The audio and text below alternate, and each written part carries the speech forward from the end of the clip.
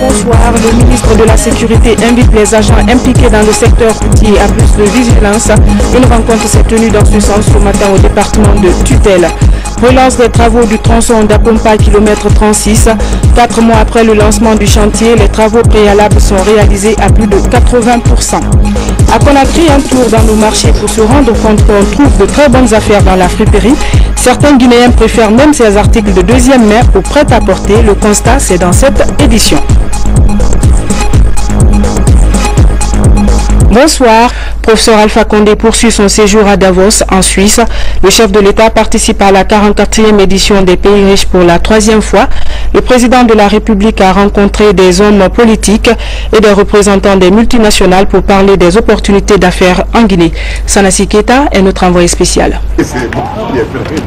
Davos, station balnéaire de la Suisse. Un village qui abrite chaque année le Forum économique mondial. Plusieurs chefs d'État et responsables d'entreprises se sont donné rendez-vous ici pour discuter des grands sujets du monde. La lutte pour la réduction de l'inégalité entre les États dans le monde est au centre des discussions de cette année. Pour le président de la République, ce forum est un tournant décisif pour l'ensemble des États du monde. Ce forum est un tournant parce qu'il y a une prise de conscience que l'inégalité entre les États risque d'être la cause principale de l'instabilité et des risques dans le monde.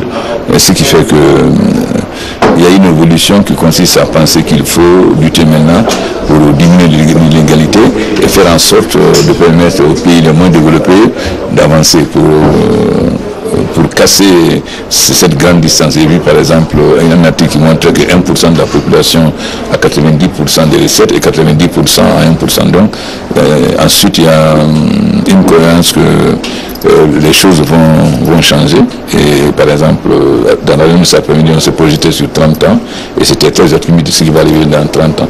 Je pense que aussi la baisse des prix des matières premières, ce problème peut-être a un peu découragé les hommes d'affaires africains, mais je crois qu'avec la nouvelle tendance qui est en train de se mettre dans le monde, je pense qu'ils vont devenir de plus en plus optimistes. Après la mise en place de l'Assemblée nationale, l'espoir est permis aujourd'hui de voir la Guinée suivre réellement le chemin du développement, comme le souligne bien le président de la République. L'installation du Parlement nous permet d'avoir toute la coopération bilatérale parce que beaucoup de pays avaient suspendu leur coopération à l'installation du Parlement. Et deuxièmement, l'installation du Parlement permet de déplacer les débats politiques maintenant à l'Assemblée, non pas dans les rues. Alors, vous savez que l'argent a peur du bruit et l'argent a peur du mouvement. Donc aujourd'hui, nous sommes dans une situation qui va encourager les investisseurs à revenir.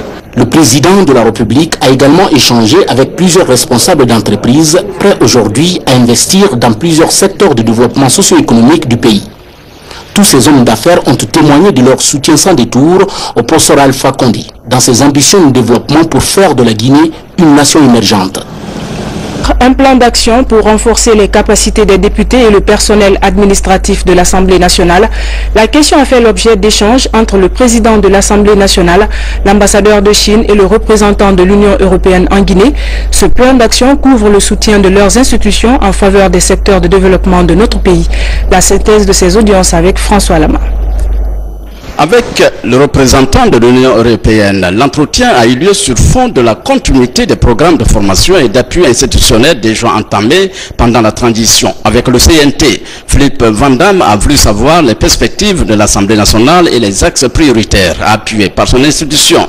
À la réponse à ces questions, le président de l'Assemblée nationale a rassuré l'émissaire de l'Union européenne de la détermination de son institution à travailler pour le bien-être des Guinéens, mais aussi pour la consolidation de la démocratie et de l'état de droit dans le pays. Nous tenions à avoir ce premier contact avec l'Assemblée, de féliciter tout le monde et ensuite effectivement de commencer à explorer les terrains de collaboration possibles à l'avenir. Comme vous savez, l'Union européenne a débloqué quelques fonds pour appuyer l'Assemblée dans une première phase d'accueil des nouveaux députés que l'Union européenne met en œuvre en collaboration avec la France. Et donc nous pensons qu'il serait utile qu'au-delà de cette première phase d'appui à l'Assemblée, nous puissions effectivement développer d'autres programmes qui s'inscrivent davantage dans le temps. Autre entretien, celui avec l'ambassadeur de Chine en Guinée, dominé par l'excellence des relations de coopération traditionnelles entre la Guinée et la Chine. Je voudrais faire tous mes efforts pour porter les bonnes relations Chine-Guinée dans un nouveau panier. La journée a été bouclée par l'entretien que l'honorable Claude Kori-Kondiano a eu avec le président de Ligold International, une firme spécialisée dans la communication institutionnelle, l'entrepreneuriat, mais aussi la promotion du leadership féminin. Direction le siège de la fondation FCDK Prosmi, la première dame de la République a reçu en audience des membres du Lions Club International et de l'ONG FECFAWE, le Forum des éducatrices en Guinée. Avec ces deux institutions, Agagene Kondé a mis un accent particulier sur le développement et l'éducation. Le point avec Adama Makasuba. C'est d'abord le Lions Club International avec à sa tête le gouverneur du district 403 A1, premier gouverneur guinéen, Georges Faragé Tunkara, qui fut le premier reçu par Agagene Kondé. L'objet de cette visite, présenter son plan d'action 2013-2014 et solliciter un partenariat entre le Lions Club et la Fondation pour la promotion de la santé maternelle et infantile. Pour venir en aide aux populations en détresse, à propos de 250 000 $ que nous avons déjà mis en circulation et en route. Au niveau de la Haute-Guinée, nous avons lancé depuis quelques années un investissement de plus de 2 milliards de francs guinéens dans la lutte contre l'onchocercose, la cystite des rivières, par la distribution de mectisans, produits qui servent comme insectes aux malades pour permettre aux populations qui fuient le long du Niger à garder leur position de développement dans le cadre du développement et à être soignés de plus près. Le gouverneur du district 403 A1 a ainsi décliné quelques réalisations de son club sur le terrain et présenté les perspectives d'avenir. La première dame de la République a félicité le premier gouverneur du Lions Club guinéen pour sa nomination à ce poste prestigieux et pour les actes posés par cette institution de bienfaisance. La Fondation est là pour vous recevoir, travailler ensemble si possible, afin que l'écart entre la couche aisée et la couche vulnérable se réduise au plus. Le gouverneur du district 403 A1 a pour finir offert son fanion à la première dame de la République pour marquer son passage. Deuxième audience de la journée, c'était avec le Forum des éducatrices Antenne Guinée, le FECFAWE, une institution qui regroupe les femmes cadres du système éducatif guinéen, une ONG qui s'active pour la promotion des filles et des femmes défavorisées. Nous savons que la première dame et sa fondation s'investissent pour la couche féminine spécialement. Et nous savons que l'éducation est vraiment la clé du développement. Et nous avons été heureuses d'entendre la première dame dire qu'ensemble nous pouvons faire un plaidoyer fort pour que les jeunes filles, les jeunes guinéennes puissent accéder à l'éducation de base, c'est-à-dire jusqu'à l'âge de 15 ans. Et ça, nous en sommes très heureuses. La première dame de la République a terminé en promettant son soutien aux actions de cette ONG qui s'investit dans l'éducation de la jeune fille. Économie, les cadres des finances, du budget et de la Banque centrale sont déterminés à renforcer leurs capacités sur les méthodes et moyens adéquats de gérer et préciser la viabilité de la dette guinéenne.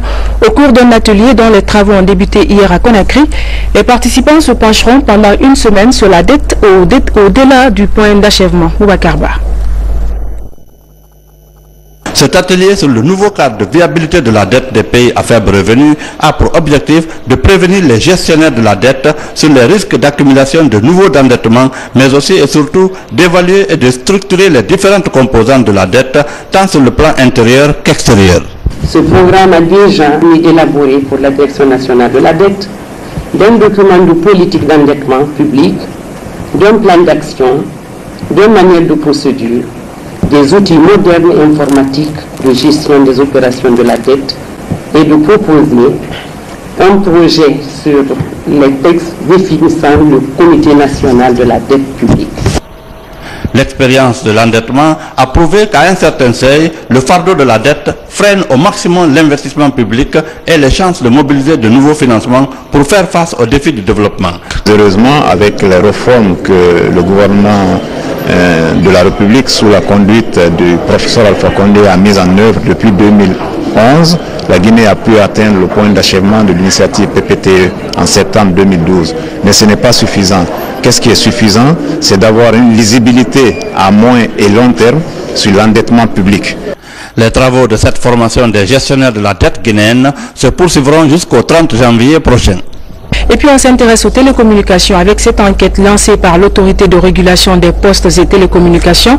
L'enquête veut savoir quel est l'opérateur le plus fiable de téléphonie, de messagerie et d'accès Internet. Elle couvre 22 villes dont Conakry et 8 axes routiers du pays. Mohamed Sanko, reportage. La Guinée compte actuellement 4 opérateurs de téléphonie mobile qui se répartissent les préfectures du pays. Mais quelle est la qualité des services offerts en matière d'appel, de messagerie et d'accès Internet? C'est pour répondre à cette question que la présente enquête, intitulée Audit de la qualité des services des réseaux 2G et 3G en Guinée, tente de répondre. Une étude réalisée par la société SFM de Tunisie pour un échantillon de 8200 personnes couvrant 22 villes du pays, dont la capitale Conakry et 8 axes routiers. À l'analyse des résultats par opérateur et par préfecture, le constat est à la satisfaction, car chaque opérateur est fort dans une zone donnée par rapport aux autres. Le résultat ne porte que sur la qualité des produits, des réseaux et services. Il faut le dire, aujourd'hui, l'entreprise Areba, MTN, en termes de qualité des réseaux et services, de présence sur les axes routiers, se démarque des 3 autres. Cette enquête a couvert la période allant du 19 octobre au 1er décembre 2013. Elle rappelle les opérateurs toutes les obligations consignées dans les cahiers de charges, c'est-à-dire le désenclavement de tout le territoire national et la qualité de service. Le régulateur se propose de faire une évaluation trimestrielle des performances et surtout de faire des propositions de solutions. La présentation aujourd'hui, c'est pour créer l'émulation entre les opérateurs, pour qu'ils sentent à tout moment qu'il y a un régulateur qui est derrière, qui les suit. Parce que s'ils sont abandonnés à eux-mêmes, nous ne serons que dans les agglomérations où ils peuvent tirer beaucoup plus d'argent. Après donc cette étude sur la qualité des services donnés, une autre est en cours. Cette deuxième concerne les consommateurs qui se prononceront sur les services reçus. Étude à laquelle le ministre d'État sollicite l'intégration de la tarification dont les contours sont difficiles à cerner. Comment sont préservés les aliments que nous consommons? Contiennent-ils des éléments nutritifs? L'Office national de contrôle qualité vient de lancer une campagne de sensibilisation à Conakry. La commune de Dixine a constitué la première étape. Reportage Ousmane Diallo. Les aliments concernés sont le lait caillé, la tchéké, le jus de bissab et l'eau communément appelée Conakrié. Durant 2 mois, ces analystes de l'Office national de contrôle de qualité vont parcourir les 5 communes de Conakry pour vérifier la qualité de ces aliments très prisés par les consommateurs. C'est une première, depuis 33 ans, c'est une première. Et grâce à la politique d'ouverture du professeur Alpha Condé, nous nous engageons à respecter la réglementation relative à la surveillance et au contrôle des aliments vendus dans les lieux publics. L'opération est appuyée par l'Organisation mondiale de la santé. Les résultats obtenus vont orienter les prises de décision en ce qui concerne la vente de ces aliments. L'OMS collabore avec l'Office national de contrôle de qualité ainsi que d'autres parties prenantes pour assurer la sécurité sanitaire des aliments en Guinée. La présente activité n'est qu'une action catalytique pour inciter d'autres interventions. Le gouvernement également attache du prix à cette campagne. Le contrôle et la surveillance de la qualité des aliments sont liés à l'amélioration de la santé des populations, du potentiel de développement économique du pays et de la réduction de l'inflation et perte de produits alimentaires. Du producteur au consommateur, chaque aspect de la production alimentaire a des répercussions sur la sécurité alimentaire et sanitaire. Les échantillons sont achetés par l'Office. Les coordonnées des vendeuses enregistrées. Les semaines à venir, toutes seront situées sur la qualité des aliments qu'elles vendent aux élèves de cette école de Dixine Centre 1 qui accueille le lancement de la campagne. Réunion de concertation ce jeudi entre le ministre Madifi Ndiané et les acteurs impliqués dans le secteur de la sécurité routière. En toile de fond, discuter de tous les problèmes qui assaillent les agents de la routière dans l'exercice de leur métier. Problèmes au nombre desquels le stationnement anarchique des gros porteurs et des taxis à Conakry, ainsi que le comportement des usagers de la route. Abdou Karim Kamara pour les précisions. L'heure est à l'amertume à la police routière. Sa direction centrale dit tout son agacement vu les nombreux problèmes auxquels les agents de la routière sont confrontés. Indiscipline des usagers de la route, stationnement anarchique des gros porteurs et des taxis dans la circulation à Conakry. Et à te remarquer que même avec ce parking, certains abandonnent leurs véhicules le long des routes. Tu n'es pas programmé à Kaloum pour prendre une marchandise, tu n'as pas accédé. Le ministre de la Sécurité ne mâche pas ses mots. C'est à ciel ouvert, j'ai dit à ciel ouvert, que les agents que vous avez dénoncés, qui sont connus, qui sont gérés, qui rançonnent sur la voie publique au mépris de tout respect. Il bloque un ici, son voisin vient bloquer le second ici, son troisième vient bloquer et finalement le bouchon s'étale du marché de Marina jusqu'au-delà de Bessia. Madifi Ndiané n'a pas manqué aussi de signaler le cas des agents bénévoles qui ne cessent de rançonner les populations. Qu'il y a des agents bénévoles qui ne sont pas de vos structures, qui vont se faire coudre des tenues, peut-être même se porter des galons et venir se fixer devant des officiels que vous gérez et ceux-là les tolèrent. Ces problèmes interpellent tous les acteurs de la route. Une réunion sera d'ailleurs programmée dans les prochains jours. Et puis les brigades anticriminalité en patrouille hier mercredi ont saisi des colis de chanvre indien à Conakry. Il était environ 23 h quand ces deux voitures ont été interceptées au rond-point d'Amdalaï dans la commune de Ratouma. C'est ce minibus qui aurait transporté ces ballots de cannabis avant d'être embarqué dans cette Renault non immatriculée. Ces paquets étaient dissimulés entre des sacs d'aubergines dont la provenance n'est pas encore connue.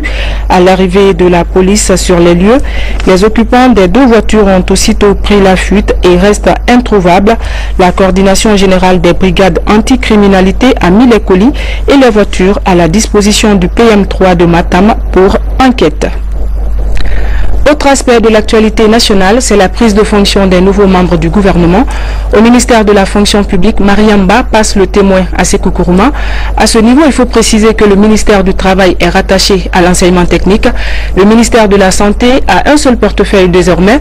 Dr Edouard Nyankou Lama et Dr Namanketa passent le témoin à Dr Rémi Lama. Compte rendu Nourou Diallo, Sori de Kira. Il était 20 h ce mercredi quand les travailleurs du ministère de la Santé prenaient d'assaut les locaux du département. Ils viennent assister au passage de témoins entre Dr Edouard Nyankou Lama, jusque-là ministre de la Santé et de l'Hygiène publique, Dr Namanketa, ministre délégué à la Santé, à leur successeur, le médecin-colonel Rémi Lama. Un département qui a certes enregistré des performances ces dernières années, mais où les défis restent encore à relever. Ces 3 années durant, je me suis appliqué à traduire dans les faits la politique du gouvernement en matière de santé, notamment dans le cadre de la réduction de la mortalité maternelle et infantile à travers la gratuité des soins obstétricaux.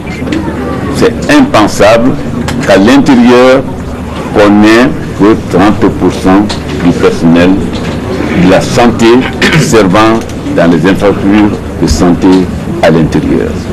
Et que les 60 à 70% soient concentrés dans la capitale. Investi donc de la confiance du chef de l'État, le nouveau ministre de la Santé mesure l'ampleur de la tâche qu'il attend dans ce secteur considéré comme l'un des prioritaires du gouvernement. Je voudrais vous rassurer que la mission qui m'est confiée aujourd'hui est de poursuivre le travail engagé afin de rehausser le niveau de notre système de santé vers une nouvelle gouvernance.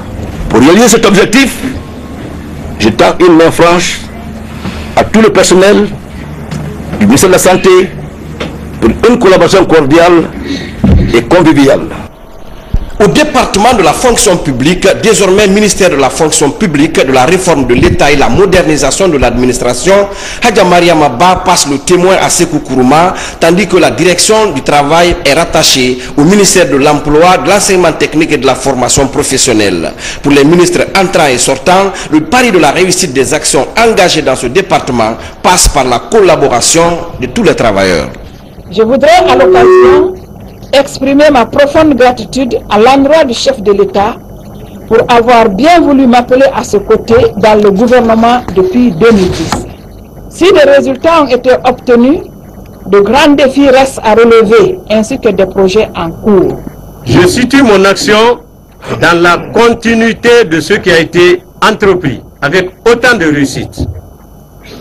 Mais il nous faudra parachever l'œuvre entamée et ouvrir de nouveaux chantiers, parmi lesquels figure en bonne place le recensement biométrique des fonctionnaires, la création d'un fichier unique de gestion administrative et financière des agents, l'état des lieux des réformes en cours dans les administrations, l'ouverture d'une école nationale d'administration, le rajeunissement et la féminisation de l'administration sont aussi autant de projets phares de ce département stratégique. Les membres du gouvernement commencent donc à prendre fonction. Les ministres de l'Agriculture, du Commerce, de l'Industrie et des PME changent de locataire. Investis de la lourde responsabilité de respecter l'esprit de leur lettre de mission, les ministres entrants de ces différents départements ministériels exhortent les cadres à cultiver l'esprit d'équipe et la rigueur dans le travail. Compte rendu, Fodé Camara. Après la primature, un département stratégique de la République ouvre ses portes à Fatoumata Binta Diallo. Hadjara Hamatoulaye Ba se retire avec un riche palmarès, à savoir l'élaboration d'un nouveau code des investissements et les premières réformes pour l'émergence d'une nouvelle génération d'entrepreneurs.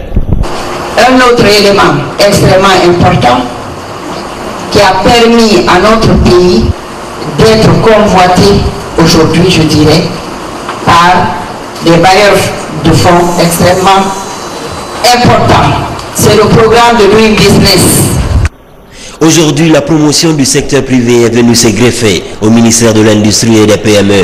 Dans sa lettre de mission, Fatoumata Binta Diallo doit relancer le secteur industriel et sonner le glas de la léthargie pour amorcer la compétitivité du privé. D'ici là, je vous exhorte à l'observation en toutes circonstances des principes basiques de notre administration, à savoir le respect de la hiérarchie et des procédures, la ponctualité au poste de travail, la division rationnelle du travail entre vos collaborateurs, la rigueur dans la réalisation de vos tâches. Au ministère du Commerce, affûté par 15 mois d'expérience à l'agriculture, Marc Yombouno a un autre défi à relever, conformément à l'esprit de sa lettre de mission, à savoir laisser le marché se réguler entre l'offre et la demande, tout en respectant le juste milieu. Ceci pour protéger les intérêts des consommateurs face à la flambée fantaisiste des prix. C'est avec cette feuille de route que le nouveau locataire du ministère du Commerce succède à Mohamed Dorval Doumbouya. Aujourd'hui, le riz, au moins, en tout cas, premièrement, on a enlevé le monopole du riz et le riz est devenu une denrée qu'on peut trouver partout. Ça, au moins, nous pensons ça.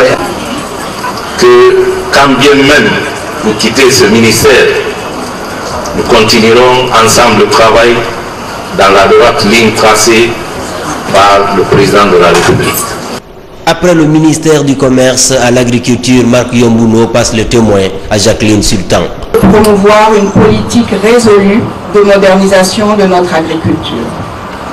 Cette politique devra en particulier mettre l'accent sur la mise en place d'infrastructures de production. Je veux parler des pistes rurales, des aménagements hydro-agricoles, du stockage, des marchés, qui relèvent des fonctions régaliennes de l'État. Après 2 décennies, une femme tient pour la 2e fois les destinées de l'agriculture, un secteur dominé par des pratiques culturelles traditionnelles. Infrastructure, le chantier de construction de la 2x2 voies d'Apompa km 36 avance à pas de course. 4 mois après le lancement du chantier, les travaux préalables sont réalisés à plus de 80%. L'entreprise brésilienne OAS chargée d'exécuter le projet s'engage à respecter le délai contractuel. Reportage Fatoumata Samoura.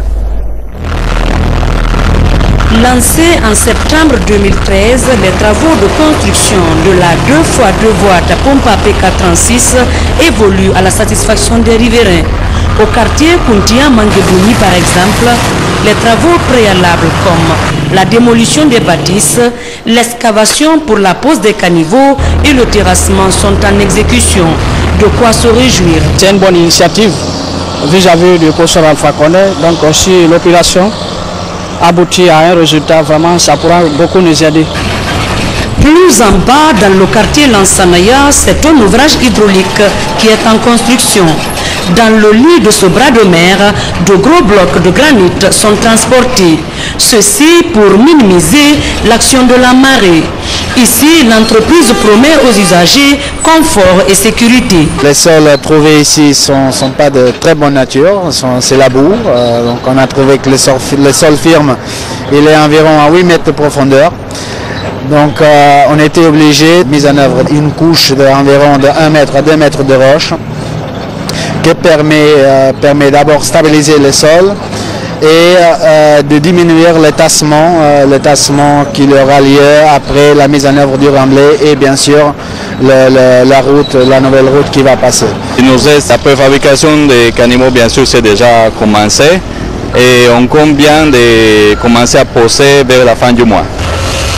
Sur le chantier de Pompa PK36, une inquiétude taraude l'entreprise OAS. Le déplacement des réseaux souterrains de la SEG, une opération à la charge du maître d'ouvrage. Quant à la gestion des nuisances, elle est prise très au sérieux. C'est pourquoi l'ancienne chaussée sera conservée, ce qui minimiserait les embouteillages et la poussière. Agibou Bari est un jeune Guinéen qui a inventé depuis près de 10 ans plusieurs types de pompes à eau. Ces pompes continuent de servir surtout les populations rurales. Ces bienfaits ne s'arrêtent pas puisqu'il vient de mettre sur le marché la première pompe inox du continent. Ibrahima Keita s'est intéressé à ce jeune prodige. Suivez son reportage. Après l'invention de la pompe à eau à piston alternatif qui lui a permis de mettre à la disposition des populations des pompes sur brouette, des pompes domestiques, des pompes à table et autres pompes d'irrigation, le jeune Agibou Bari passe à la vitesse supérieure. En effet, après sa rencontre avec le chef de l'État suivi de l'accompagnement du gouvernement, Agibou Bari vient d'initier les pompes inox, premier du genre en Afrique. On a abouti à cette technologie vraiment une nouvelle. Je peux dire sur le plan national et international.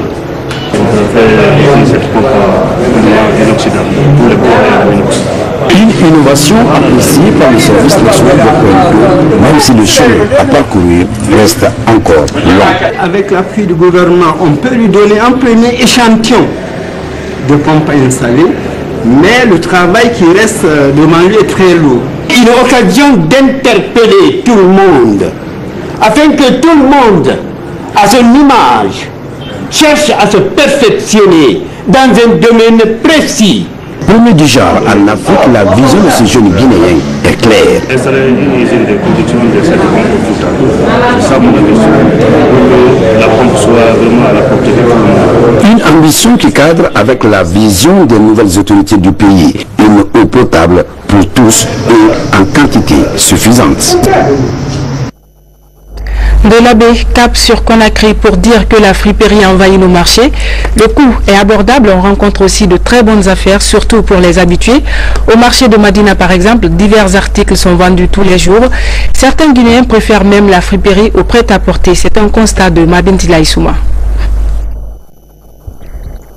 Des jouets, de la vaisselle, des chaussures, des vêtements, des chaussettes. Presque tout à la friperie, l'eau de marchandises, venant d'Europe, d'Amérique, sont débarqués à Conakry. Il y a le jean de 100 pièces, il y a première qualité, deuxième qualité. Les premières qualités là, on le revend à 1 500 000. La deuxième qualité, on le revend à 700 000. Nous sommes à Bordeaux, pas Bordeaux, ville de France, mais la zone réservée à la friperie au grand marché de Madina. Ici, les stands ne manquent pas d'acheteurs. Les clients viennent des 4 coins de la ville pour admirer, trier et acheter les vêtements de leur choix. Dans ce couloir, appelé couloir sexy, la clientèle est exclusivement féminine. Je préfère la friperie parce que une fois je fais mon choix en friperie ici, c'est rare d'en avoir ailleurs. Et puis c'est les choses qui sont garanties. Il me fait de bons prix, c'est mon client, je viens ici souvent. Au moins ça fait 2 ans que je viens ici. Les hommes aussi ont leur place, ils préfèrent la friperie au prêt-à-porter. Ici, des costumes, des gilets, des pantalons tissus se vendent comme des petits pains. J'ai acheté 2 pantalons à 120 000. Les friperies, c'est garanti, puis la qualité hier. Je préfère les friperies par rapport à les autres habillements, parce que quand on porte, c'est attirant aussi, et puis c'est très joli à voir. Donc les amis, quand on sort, réellement c'est satisfaisant, quoi. Malgré cette affluence, les Bordelais ont quelquefois du mal à écouler leurs marchandises. Enfants, jeunes et adultes, tout un chacun peut trouver sa préférence à la friperie, communément appelée Don Café-Lait. De par sa qualité et son coût, la population préfère la friperie au prêt-à-porter. Et pour parler de ce soutien alimentaire en faveur des enfants déshérités du centre village d'enfants de Sonfonia, c'est un geste du footballeur camerounais Alexandre Song en collaboration avec la structure Vice Versa Communication et le Atlantic Club. La remise a eu lieu en présence de notre reporter Adiatou Bari. Ces vivres composés de riz, sucre et huile sont destinés aux enfants du centre village d'enfants SOS de Sonfonia. Un don obtenu grâce aux recettes de la vente aux enchères en Guinée des maillots du club espagnol du football, le FC Barcelone. Des maillots envoyés par l'un des joueurs du dit club, le Camerounais Alexandre Song. Et on avait annoncé que les bénéfices de ces 2 événements, de la vente aux enchères, permettrait de venir en aide à des enfants déshérités. Et quand on le disait, on pensait bien évidemment au village d'enfants, parce que Alexandre Song a récemment confié à son ami qu'au-delà de ce geste, il aimerait davantage s'impliquer dans la détection et dans la formation de jeunes talents guinéens. On profite de l'opportunité qui nous est offerte pour venir aujourd'hui ici au village SOS pour faire ce petit don qu'on aimerait, qu'on espère qui pourra vraiment vous aider. On sait très bien les besoins importants que vous avez, mais déjà un petit pas et on arrivera jusqu'au bout. Les responsables du centre village d'enfants SOS se réjouissent. Ils promettent la bonne répartition de ces vivres entre ces enfants. Je voudrais rassurer aussi les donateurs que ces gestes, comme d'habitude, seront gérés et utilisés dans le meilleur intérêt supérieur de ces enfants pour pouvoir les appuyer, pour qu'ils puissent être vraiment à mesure de parvenir, de se supporter. C'est un centre-village d'enfants vétustes de nos jours, une occasion pour ces responsables de demander une aide en vue d'une rénovation. Éducation toujours pour refermer cette édition avec ce nouvel institut de formation et de perfectionnement professionnel dans la commune de Matam. Il est équipé de matériel informatique pour faciliter la formation des étudiants. L'initiative est d'un jeune opérateur économique qui entend contribuer pleinement au développement socio-économique de notre pays. Reportage Abdulaziz Baldé. Au cœur du quartier Bonfi, sur l'autoroute Fidel Castro, se trouve désormais un institut de professionnels. Cet établissement vient d'être financé par un opérateur économique. Son investissement dans l'éducation fait suite à des réalisations. Une petite participation à ma part de développement du pays et de faire un petit don. Et ça, du professeur, ça ne correspondait pas au salaire de scolarité. À l'instar des autres instituts de la capitale, UPMK, avec ses équipements informatiques de dernière génération, offre aux étudiants un cadre idéal pour la formation. Mon choix est tombé sur l'Institut professionnel Mouamani Kaba. Le fait que j'ai fait 2 fois le bac, j'ai pas eu. J'ai eu le courage maintenant de faire cet institut. Avec l'Institut professionnel, ça me donne une nouvelle vie et en même temps, c'est un nouveau monde pour moi. L'UPMK se fixe comme mission d'assurer une formation de qualité, ce pour rendre compétitifs les étudiants sur le marché de l'emploi. Voilà, mesdames et messieurs, c'est la fin de ce journal. Merci à vous de l'avoir suivi. Demain, vous serez avec Mohamed Lamine Solano. Très bonne soirée en compagnie de nos programmes.